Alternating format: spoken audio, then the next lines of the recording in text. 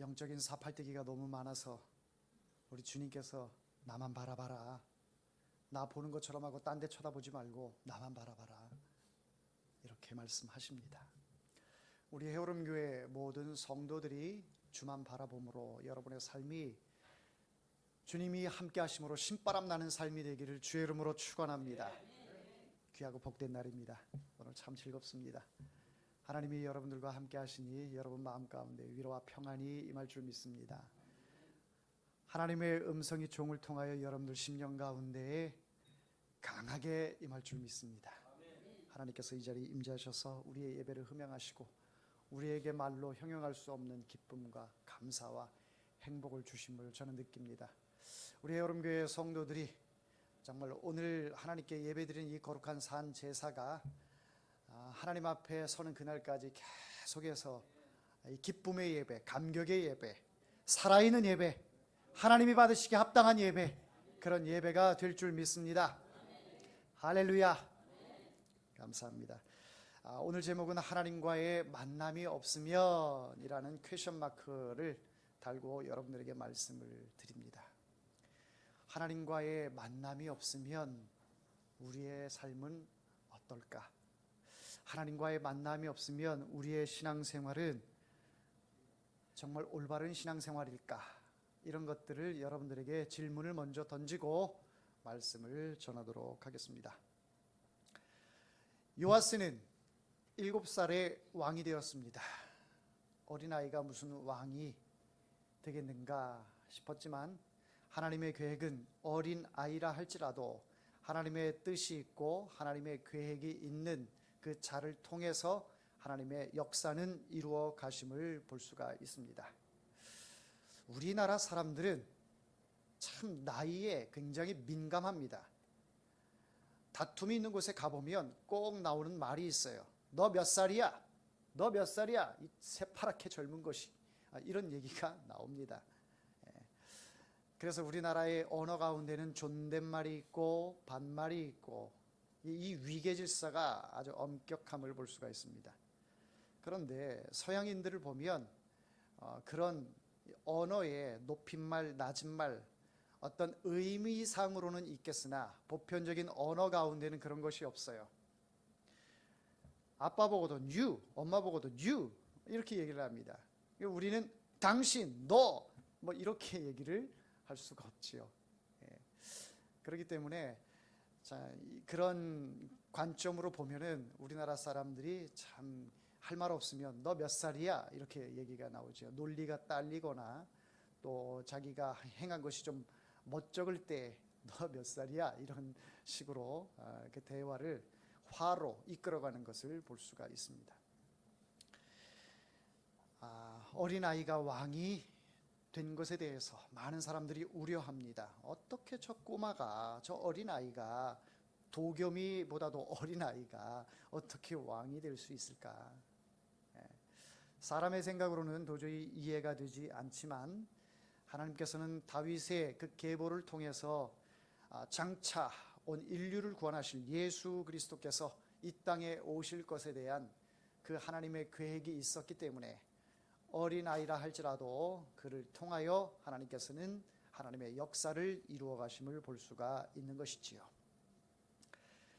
한 나라의 왕이 생길 때에 또 우리나라 같은 경우에는 대통령이 이제 당선이 될 때에 왕을 조력하고 대통령을 조력하고 대통령이 되게 하는 데 있어서 가장 1등 공신으로 일했던 사람을 킹메이커라 이렇게 말을 합니다. 우리나라에도 대통령이 될 때 옆에서 어떤 고문 역할을 한다거나 자문 역할을 한다거나 그러면서 어떻게 이렇게 저렇게 많은 훈수들을 두는 그런 킹메이커가 있는 것을 볼 수가 있죠. 오늘 본문에 나오는 요아스도 그의 킹메이커가 있었습니다. 이름하여 여호야다라고 하는 제사장이었습니다. 여호야다가 아달랴에 의해서 아달랴의 손주들이 다 죽임을 당할 때에 여호야다는 요아스 그 1살밖에 되지 않은 아기를 숨겨두었고 성전에서 하나님의 말씀에 교육을 하면서 이 아이가 하나님의 나라를 위하여 또 하나님의 뜻에 합당한 자로서 왕이 되어 이 나라를 바르게 말씀 안에서 통치하기를 신앙교육과 또 지식교육과 여러 교육들을 여호야다가 함으로 인해서 드디어 7살 때에 왕으로 등극하게 됩니다. 우리나라로 얘기하면 8살이나 9살 정도 되지 않았을까 싶습니다. 이런 나이에 왕이 되어서 이 어린 시절부터 하나님의 말씀의 교육을 받고 자란 요아스가 1차적으로 행한 것이 무엇이냐? 회파된 성전을 수리하는 일이었습니다. 솔로몬 왕 시대에 예루살렘 성전이 건축이 되어서 100수십 년 동안 이어오면서 선조 왕이었던 할머니 아달랴가 6, 7년 정도 통치를 하는 그 시대에 바알과 아세라 신을 섬김으로 인해서 예루살렘 성전은 이제 마치 흉가가 되어 있는 것처럼, 폐가가 되어 있는 것처럼 이렇게 흉물스럽게 변하고 말았습니다. 물론 형태는 있었겠으나 거기에서 집중적으로 하나님께 제사를 드리지 않음으로 인해서 관리도 부실했고 여러 가지 면으로 볼 때에 성전이 회파된 그런 모습들이 있었습니다. 그리하여 이 요아스는 성전 수리를 1차 과업으로 생각을 하고 성전 수리에 이제 온 힘을 기울이게 되는데, 성전 수리하는 데 있어서 이제 많은 사람들이 헌금을 합니다. 일반 헌금도 드리고 또 성전세다 해서 20세 이상 된 남자들에게는 의무금으로 드리는 예물이 있습니다. 그리고 또 자원하는 예물도 있어요. 여러 형태의 예물이 있는데 이 예물을 이제 하나님 앞에 드리는 거예요. 그래서 요아스 왕이 제사장에게 명을 합니다. 이 드린 예물들을 통해서 성전 수리하는 데에 1차적인 과업을 하도록 하시오 명령을 내립니다. 그런데 이 명령이 내렸음에도 불구하고 제사장들이 미동을 하지 않아요. 제사장에게 많은 사람들이 제물을 은으로 갖다가 드리는데 그 예물을 성전 수리하는 데 사용을 하지 않습니다. 뭐에 썼는지 정확히 성경에서 나오지 않기 때문에 추측일 뿐이지만, 제사장들이 이 일을 함에 있어서 생계가 어려워서 자기들의 생계로 사용을 했는지, 아니면 또 다른 신경 쓰는 부분이 있어 거기에 재물을 사용을 했는지, 아니면은 제사장 중에 어떤 일부가 그것을 여러 가지 꾀를 통해서 횡령을 했다거나 뭐 배임을 했다거나 여러 형태로 성전 수리하는 데에 자금이 부족해서 못한 것인지, 여러 추측은 난무하지만 딱 어떤 이유로 성전 수리하지를 못했는지에 대해서는 명확하지는 않습니다. 이런 일들이 벌어지다 보니 왕인 요아스의 위엄이 서질 않고 또 하나님 앞에 면도 서지 않고 여러 가지로 내가 개혁의 1차적인 과업이 바로 이 성전 수리였는데 이것이 진행되지 않음을 통하여 마음이 몹시 상하였습니다. 그래야 제사장을 부르고, 제사장 당신들이 이제 예물을 받지 마라, 당신들은 예물에 관여하지 마라, 성전 수리하는 데 관여하지 마라 딱 얘기하고, 이제 회계를 담당하는 사람들 뿐만 아니라 일의 전문가인 사람들, 이런 사람들을 고용을 해서 그 사람들에게 일을 맡기게 됩니다. 자, 이런 점으로 볼 때는 요아스가 참으로 대단한 사람이다. 선대의 바알과 아세라 신을 섬기고 하나님을 등에시한 여러 우상들을 섬겼던 그 전례가 있고, 지금도 곳곳에서 산당이 있는 가운데 거기에서 사람들이 제사를 지내고 있는 가운데서 하나님의 성전인 예루살렘 성전을 수리하라고 명령하는 데에는 많은 신하들과 또 바알과 아세라 신을 섬기던 그런 제사장들, 여러 우상을 숭배하는 그러한 세력들, 이러한 세력들 앞에 여호와 하나님만이 우리의 왕이시다, 여호와 하나님만이 우리의 아버지시다 라고 하는 것에 대한 대단한 영적인 용기와 또 많은 사람들의 이 부딪힘을 맞서 싸워서 이길 그런 강단이 있어야지만 일이 진행이 되는 것이었습니다. 자, 그런 가운데서 요아스는 단호하게 일을 진행하는 것을 볼 수가 있습니다. 자, 그런데 요아스가 행한 이 모습들을 보면 존경할 만한 왕이다. 선한 왕이다.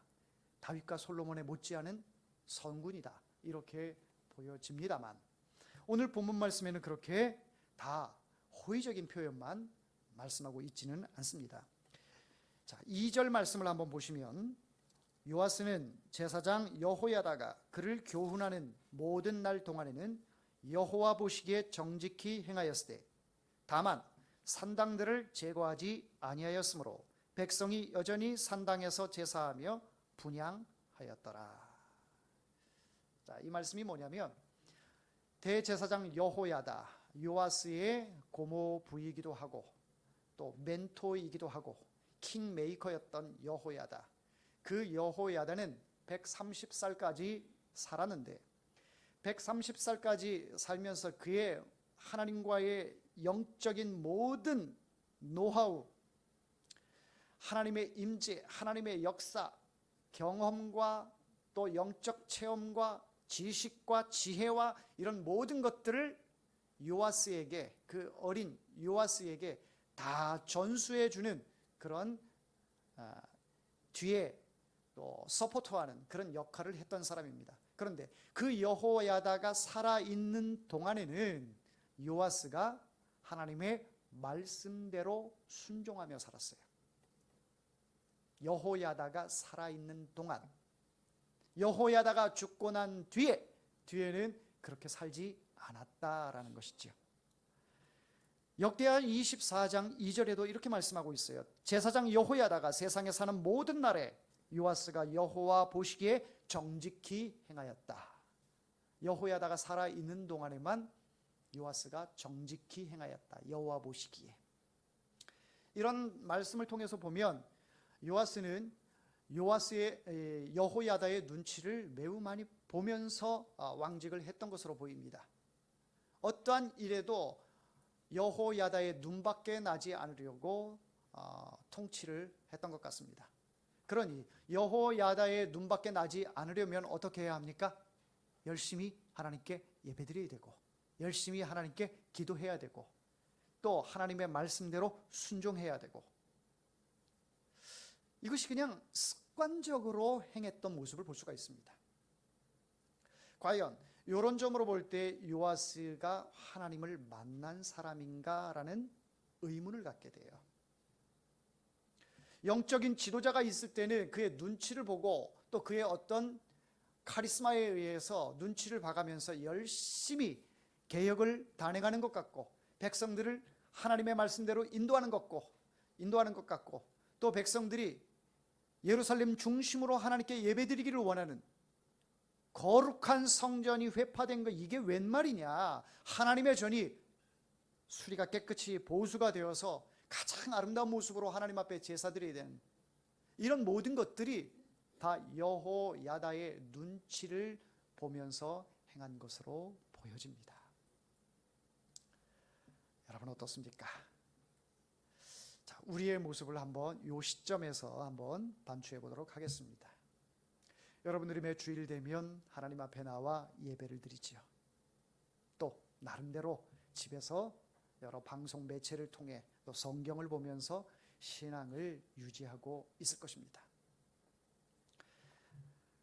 하나님의 말씀대로 살려고 몸부림치는 모습들, 그런데 행여나 그것이 진실하고 또 하나님 앞에 순수하고 정말 하나님을 만난 자로서 하나님이 원하시는 그러한 삶으로 행한다면 문제가 없겠는데, 행여나 여러분 마음속에 내가 이것을 행하지 않음으로 인하여 하나님께서 나에게 벌을 내리시는 않을까, 또 이런 모습을 통해서 내 직분에 맞지 않는 모습을 또 살아가지는 않을까, 내가 이렇게 하지 않으면 내 직분에 걸맞지 않는 그런 모습으로 살아가는 것은 아닐까, 혹시 이런 염려로 행하는 것은 아닌가 생각해 보시기를 바랍니다.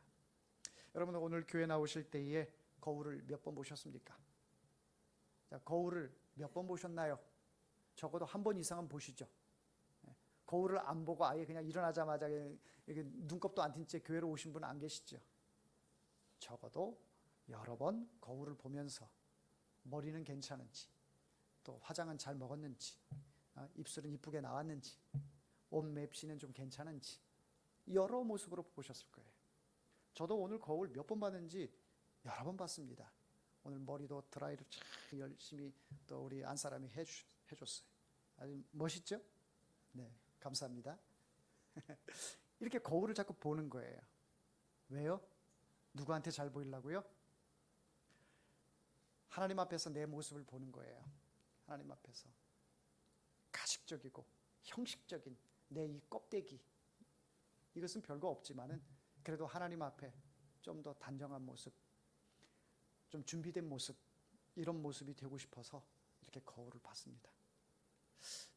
그런데 그렇게 여러분들의 모습을 다 단정하고 하나님 앞에 나왔는데 과연 그 모습이 하나님만을 위한 모습이었느냐, 하나님만을 위한 거울을 본 것이었느냐, 아니면 하나님보다도 내 이미지 때문에, 나의 직분 이미지, 다른 사람과의 관계 때문에 이런 것으로 그렇게 보셨는지 궁금합니다. 자, 우리가 신앙생활을 하다 보면 다른 사람 신경 안 쓸 수 없죠. 하나님만 바라보고 주만 바라볼지라 우리가 찬양을 했지만 어떻게 주만 바라봅니까?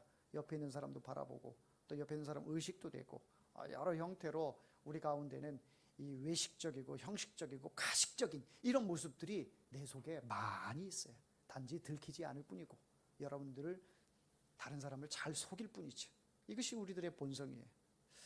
자, 그러나 하나님 앞에서만큼은 그런 모습들이 바르지 못하다라는 것이죠. 누구 눈치를 봐가면서 화장을 하고, 누구 눈치를 봐가면서 일을 하고, 누구 눈치를 봐가면서 기도하는 척하고, 누구 눈치를 봐가면서 예배 드리는 척하고,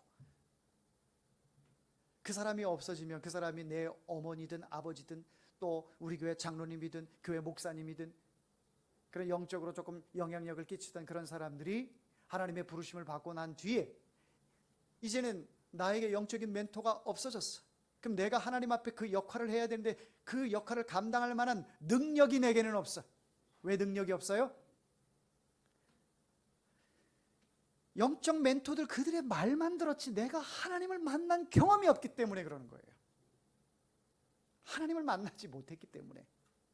여러분, 하나님을 만난다라고 하는 것은 제가 여러분을 이렇게 눈으로 또 몸으로 이렇게 만나는 것, 그것을 의미하는 게 아니에요. 여러분들이 오늘 교회에 나온 것으로 인해서 내가 하나님을 만났다라고 하는 것을 의미하지 않습니다. 우리가 예배를 드리고 기도하고 찬송하고 하나님께 할렐루야 한 것을 통해서 하나님을 만났다라고 말할 수가 없어요. 그냥 하나님 앞에 나온 거예요.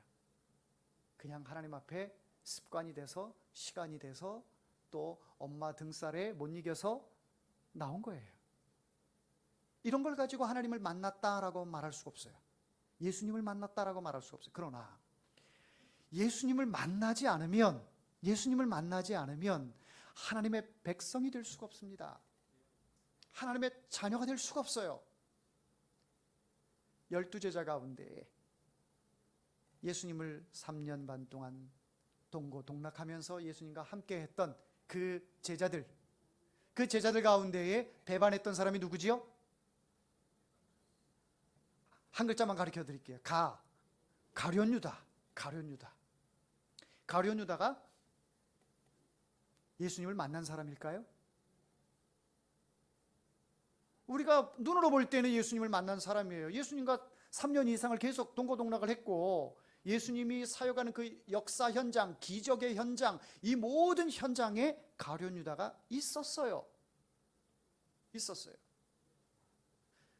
베드로가 예수님을 만난 사람일까요? 예수님께서 십자가에 달려 죽으십니다.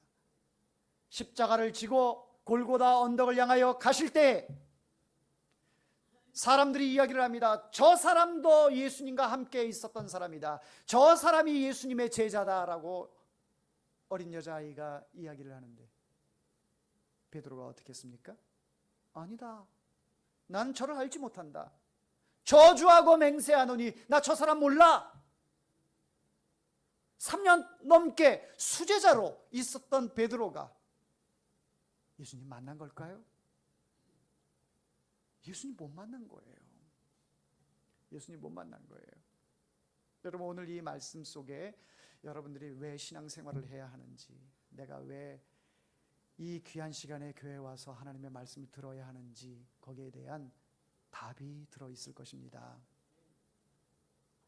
예수님 만나지 못하면요, 우리가 예배를 드리는 것이 마치 스님이 공연불하는 거하고 똑같은 거예요. 예수님 만나지 못한 상태에서 아무리 여러분이 교회에서 봉사를 하고 헌신을 하고 또 열심히 직분을, 사명을 감당한다 할지라도 주님을 만나지 못하면 아무 소용이 없다라는 것입니다. 형식적으로는 누구든지 할 수 있습니다. 자기의 재능만 있으면 다 해요. 방송실에서 엔지니어로 일하는 우리 청년들, 재능만 있으면 다 해요. 애찬실에서 식사 준비하는 거 다 할 수 있어요. 교회를 청소하고 또 사람들을 안내하고 누구든지 다 할 수 있습니다. 그러나 그것이 정말 예수님을 만난 사람의 상황에서 그 일들을 진행하게 된다면 달라요. 달라집니다. 하나하나의 이 마음이 다르기 때문에 모든 일들이 다르게 나타나요. 그렇지 않은 가운데서 주님을 알지 못하고 만나지 않은 상태에서 일을 하면 이것은 무거운 나의 짐이 되는 거예요. 정말 엄청나게 무거운 짐이 되어서 마치 잠을 자지 말아야 되는데 잠이 쏟아지며 이 눈꺼풀이 세상에서 제일 무겁잖아요.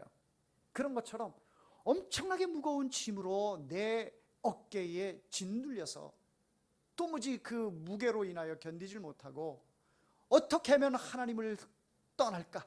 어떻게 하면 교회에서 탈출할까? 이런 궁리만 하고 있게 되는 것이죠.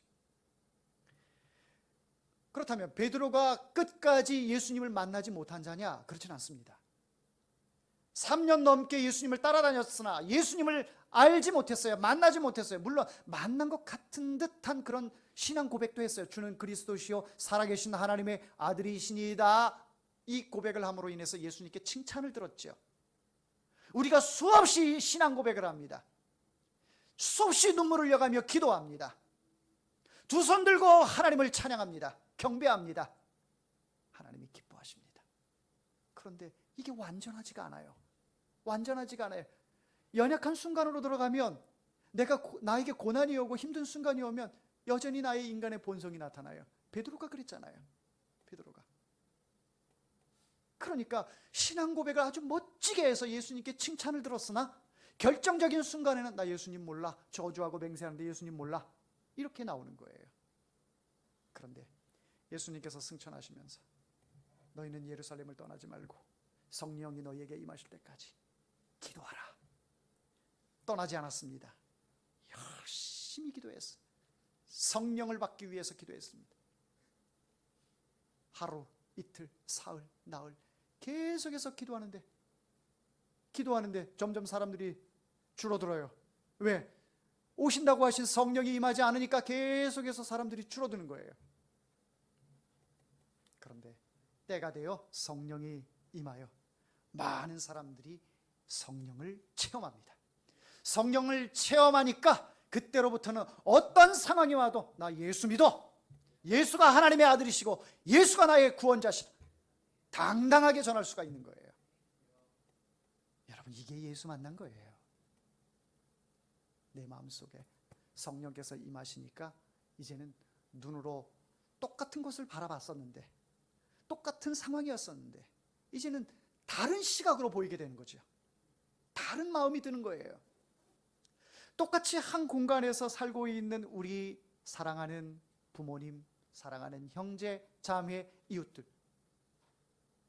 예수님을 알지 못할 때에는 그저 내 부모님이고 내 자녀고 공경해야 되고 사랑해야 되고 형제애로서 같이 협력해야 되고 이런 관점이었는데, 이제 예수님을 만나고 나니까 그 개념을 뛰어넘어서 그 영혼을 너무너무 사랑하는 거예요. 그 영혼이 보이는 거예요. 영혼이. 이전까지는 영혼이 안 보였어요. 그런데 그 영혼이 보여요. 예수님께서 예루살렘 성전을 바라보고 계시면서 눈물이 뚝뚝 떨어집니다.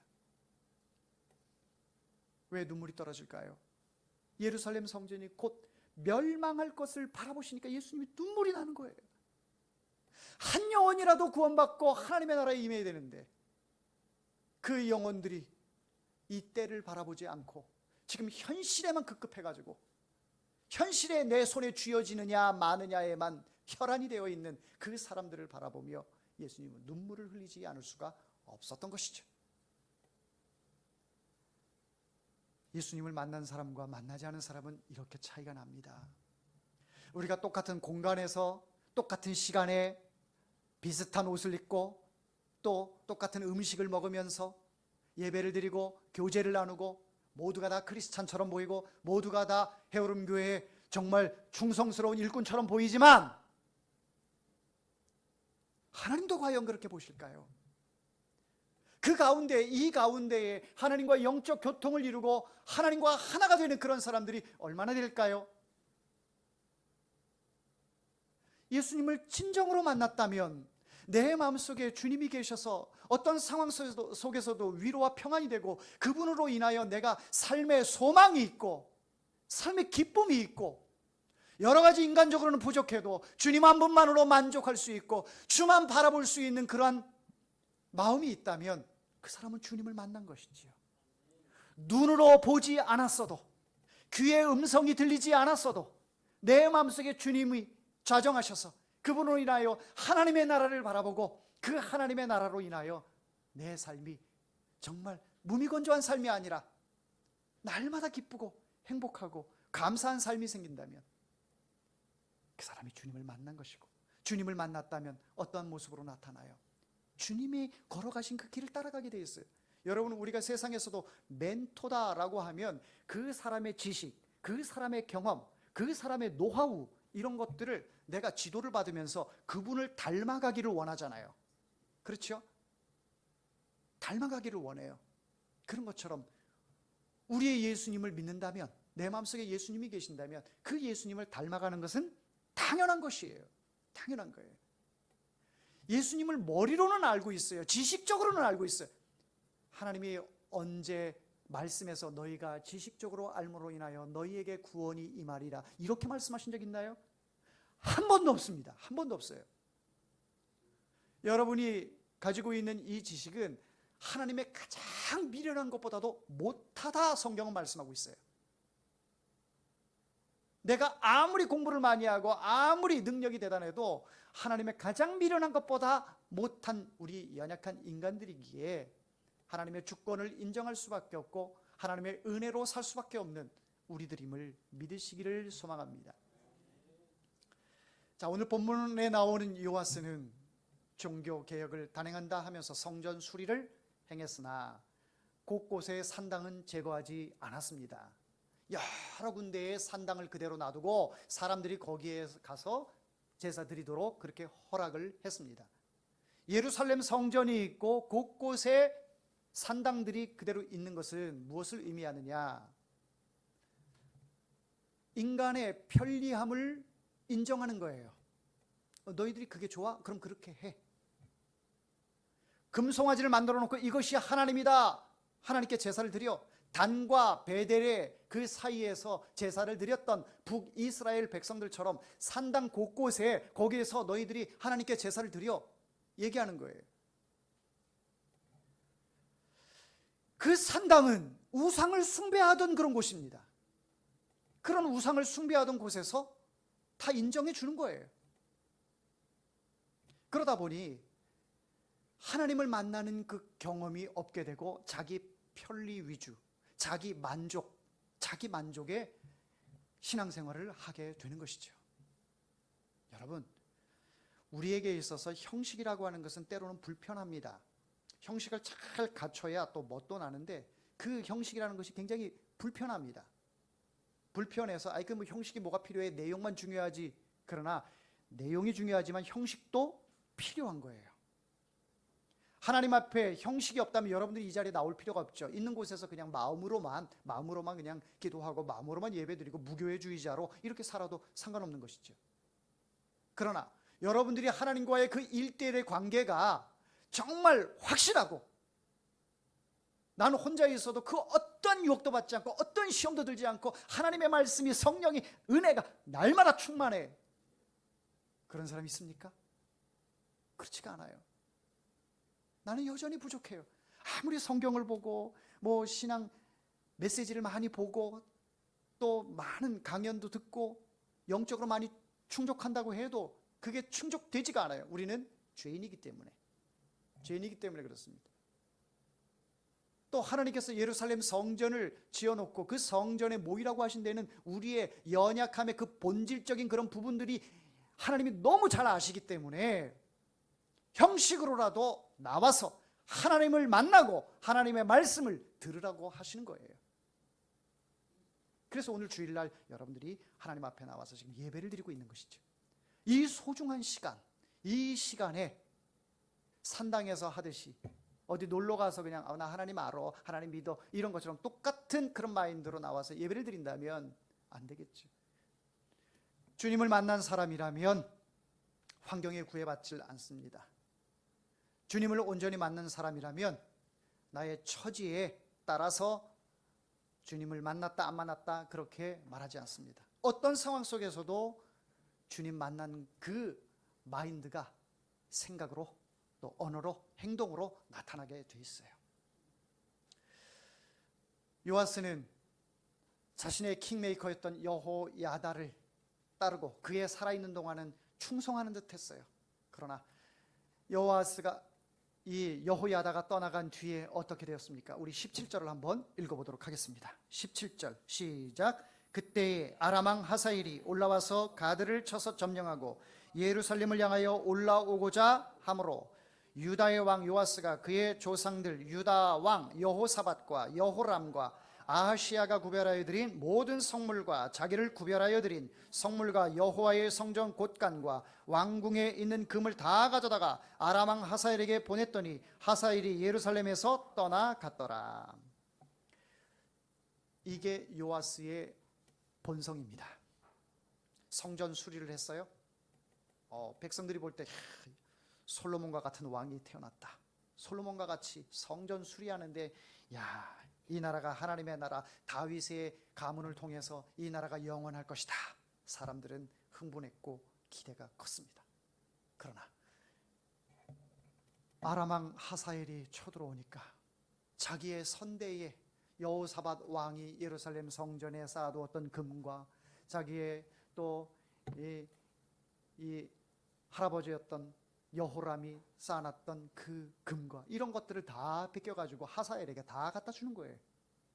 얼마 전까지는 성전 수리한다고 막 그 은을 모으고 제사장들 그 일 빨리빨리 안 한다고 막 나무라면서 그 일에 손 떼 그러면서 다른 사람들에게, 다른 일꾼들에게 맡겨가지고 성전 수리를 해놓고 이제 자기가 위기의 상황이 오니까 자기 하나 살라고 싹 금을 뺏겨서 하사엘에게 다 갖다 바치는 거예요. 자, 하나님을 만난 사람이라면 이때 어떻게 해야 할까요? 선한 왕들은 위기였을 때 하나님 앞에 물었어요. 하나님께 깨어 기도했어요. 다윗이 그랬습니다. 어떤 전쟁의 위기가 올 때 하나님, 이 전쟁에 내가 올라갈까요 말까요? 여호와 하나님 앞에 늘 물었습니다. 하나님의 음성을 듣고 실행했던 이런 왕들에 비추어 보면 요아스는 하나님께 묻는 것이 없어요. 왜? 여호와 하나님에 대해서 지식적으로만 알고 있었기 때문에, 그리고 사람들의 눈치를 봐가면서 알고 있었던 하나님이었기 때문에, 정말 위기가 오고 그 가운데 시험이 오고 유혹이 올 때에는 이것을 견디기가 어려운 거예요. 그동안 여호야다가 살아있을 때는 그의 눈치를 봐가면서 내가 부족해도 여호야다가 하나님과의 그 관계적인 면을 통해서 하나님 앞에 기도하고 여호야다를 통해서 이 나라가 정말 영적으로 평안하고 성도들이 열심히 신앙생활하고 그런 것에 만족했는데, 여호야다가 떠나가고 난 뒤에는 이제는 본색이 드러나는 것을 볼 수가 있는 것이죠. 여러분, 우리는 연약합니다. 우리의 이 속에서 지금 그 잠재되어 있는, 숨겨져 있는 이런 인간의 본성이 지금 아직 나오지 않아서 그렇지, 여러분들이 위기가 오고 환란이 올 때는 그런 것들이 나옵니다. 이제 주님이 다시 재림에 오실 때에 사단이 엄청난 역사를 이루게 될 것입니다. 지금도 사단의 역사는 시작되고 있고, 또 마지막 그 환난 때에는 믿는 자를 보겠느냐 주님이 말씀하시면서, 믿는 자도 다 주님을 부인하고 복음을 부인하고 떠나갈 것에 대한 그 안타까운 말씀을 하고 계시는 거예요. 이런 위기가 올 때에는 금이며 은이며 다 뺏겨가 주는 거지. 어찌 하나님을 만난 사람이라 할 수 있겠습니까?